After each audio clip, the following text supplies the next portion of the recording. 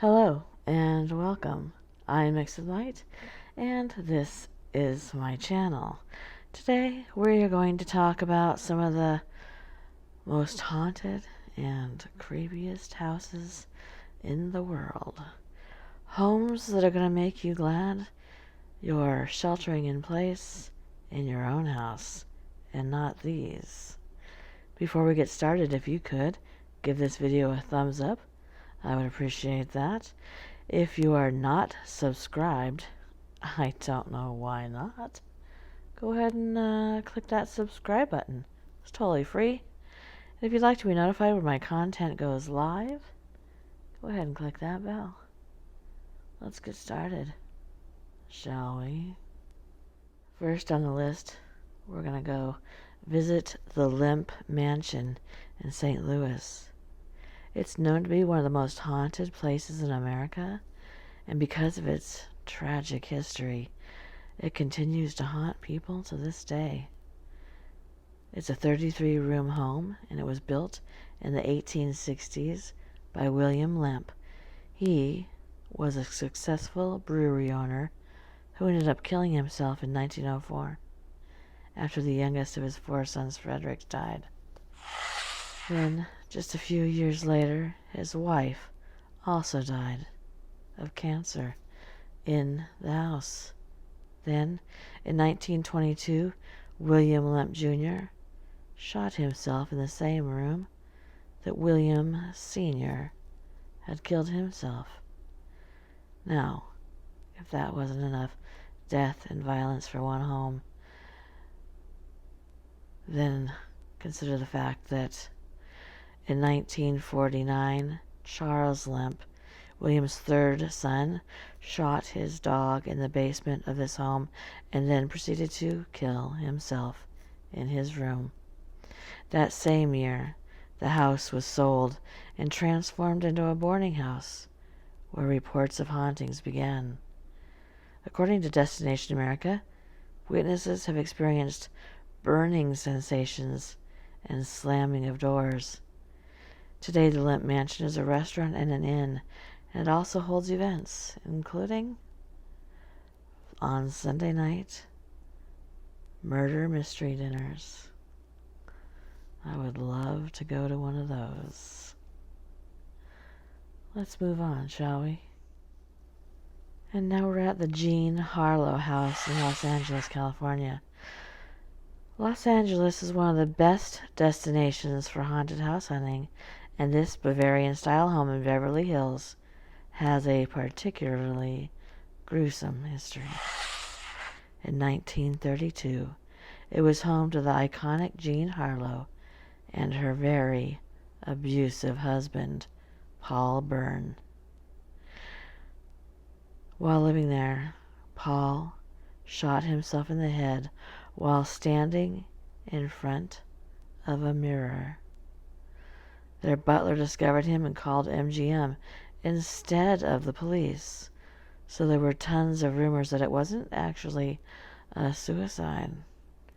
Many suspected Byrne's ex-girlfriend, a suspicion exasperated by her jumping off of a boat to her death just a couple of days later. Jean moved out after his death, but died only a few years later at the young age of 26 years old. But it doesn't end there. In 1963, celebrity hairstylist Jay Sebring bought the home and lived there with his girlfriend, Sharon Tate, until she left him for Roman Polanski.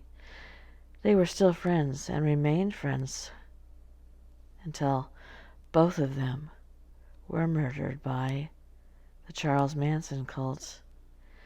Tate happened to be the same age as Jean Harlow when she passed, 26 years old. Then there's this. Back when the couple lived in the Harlow house, Tate told several friends of creepy occurrences in the home, and even mentioned it in some interviews. For example, once, when she was sleeping in the master bedroom alone, she saw a, quote, creepy little man. Her friends said that she believed it to be Paul Burns's ghost. She was so freaked out when she saw the alleged ghost that she ran out of the room and then saw, hanging in the hallway, a shadowy corpse with its throat slit. There are also stories about 2 other people dying in the swimming pool over the years. Let's move on to the next one, shall we? The Hotel Monta Vista in Flagstaff, Arizona, which I had intended to visit last month, but as things so happen, we were not going to be traveling amongst people as I am autoimmune compromised, and I figured that going to a possibly deadly and haunted hotel with a lot of other people might not be the best thing. But I'm going to tell you about it anyway. The Hotel Monta Vista has numerous paranormal guests that they just cannot get rid of. The hotel opened as the Community Hotel in 1927. It is named after the townspeople who helped raise the funds for its construction. This hotel has a history of underground opium dens, speakeasies, and gambling. Today, the hotel is known for its paranormal activity that haunts some of the rooms and halls. Guests who have stayed in room 220 have experienced the TV changing channels on its own, and some have said that they felt cold hands touching them while they slept. There's also reportedly a phantom bellboy who knocks on doors and announces room service. But when the guests go to the door, there's no one there. One of the more popular and possibly most disturbing encounters is the sound of an infant crying in the basement. The hotel website reads, "Staff have found themselves running upstairs to escape the sound of the infant's cries. Though the sounds are very real to those who hear them, there has been no information that has explained this phenomenon." All right, to the next one. The Hotel Cecil in Los Angeles, California, which also coincidentally happened to be the setting for American Horror Stories Hotel. More cursed than haunted, downtown LA's Hotel Cecil got such a bad rap that it actually changed its name to Stay on Main. If you're a true crime and paranormal superfan, you've likely already heard of this hotel. So, where should I start? So many bad things have happened here that there is literally an entire Wikipedia page dedicated to its violent history. The first recorded death by suicide is in 1931, followed by a long string of similar deaths in 1932, 1934, 1937, 1938, 1939, and 1940. At some point in the 1930s, one man was pinned to the exterior wall by a truck. A woman and her newborn were murdered in the building in 1944, and the pattern of suicides continued well into the 60s. In 1962, a woman jumped from the 9th floor window and landed on a pedestrian, killing both of them. It's worth noting that 2 of the women who have died by suicide apparently jumped while their husbands were asleep in their room. In 1964, Goldie Osgood was brutally murdered, a crime that has remained unsolved. Also, in the 1980s, the infamous serial killer Richard Ramirez, also known as the Night Stalker, stayed at the hotel, and in the 1990s, Austrian serial killer Jack Underweege lived there as well. Other weird things kept happening, but the weirdest is definitely, and you guys are going to know this one, the disappearance and death of 21-year-old Alyssa Lamb. There's video of Alyssa walking into the elevator and looking out down the hallway both ways as if she were being followed by someone. She leans up against the wall of the elevator as if she's trying to hide. A few weeks after Lamb went missing, her body was discovered in the rooftop water tank because visitors to the hotel and tenants who lived there complained that the water had a funky taste. Yum. Let's move on. Please excuse me for butchering this next one because it is in Taiwanese, so I very well could be incorrect. The Liu Family Mansion in Taiwan, built in 1929, the Baroque style home, the Mingshang Ghost House, aka the Liu Family Mansion. Both of those could be completely wrong. Please don't hesitate to tell me below how it's supposed to be pronounced. It's a freaky place with a heartbreaking history. Located in the Taiwanese countryside, it's been abandoned since 1950 when the family fled abruptly. And like all mysterious places, there's plenty of lore around the family and why they left the once beautiful home. But local legend says that the maid was having an affair with her employer, and when the secret came out, she jumped down the well to her death. But since she did not live to tell the tale, who's to say another family member didn't help her down the well? Then she came back to haunt the family until they finally left. A few years later, it was occupied by a member of the Kuomintang of China. That could also very well be wrong. Many of whom were also thought to have died by suicide, which exasperated its reputation as haunted and deadly. People who visit report seeing plenty of ghostly sightings. This next one I've spoken about because it had been for sale at one point. The Los Feliz murder mansion in Los Angeles, California.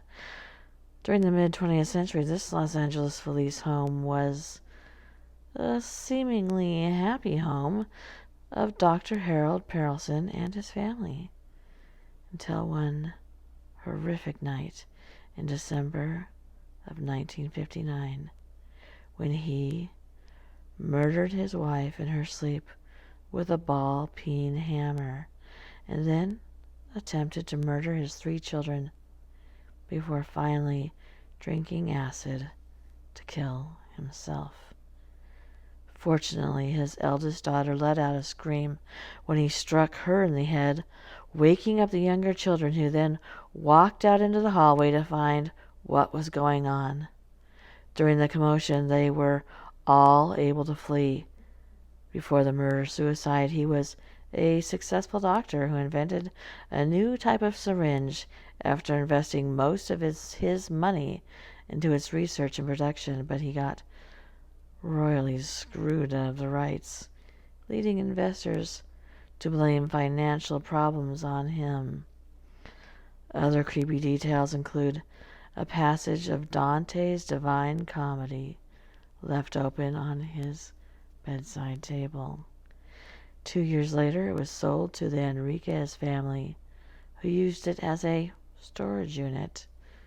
They used a mansion as a storage unit, and their son continued to do so until he sold it to a couple in 2016, and they had plans to fix it up, but it seems to have scared them off because within a few years, it's on the market again. Photographers also report a feeling of needing to run away from the house when they get close up to it. Like I said, it's on the market if you want to buy this house. Villa de Vecchi in Italy. That, I'm going to admit, could also be wrong. Villa de Vecchi is foreboding. Just consider that it's located in a mostly looming blanket of fog. It's located near Lake Como, Italy, and it is referred to as the House of Witches.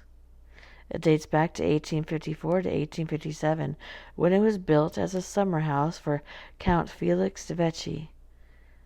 His family was only able to spend a few years there, as their lives were mired in tragedy right after it was built. First, the architect died a year after construction. Then in 1862, Count de Vecchi came home to discover that his wife was murdered and his daughter was missing. When he could not find her after a year of searching, he died by suicide. His brother then moved into the home, and his family continued to live there until World War II.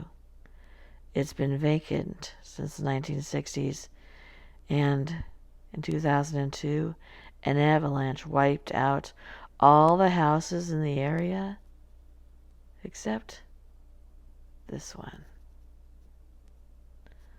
Spooky. The Crescent Hotel in Eureka Springs, Arkansas. In 1937, millionaire inventor Norman G. Baker posed as a doctor, and he turned the hotel into a hospital that he said could cure cancer. Have the chills yet? Baker, who had a fetish for purple, painted many sections of the hospital in the color, and today the chimneys remain the same color of purple. In addition to wearing purple shirts and ties, he drove a purple car as well.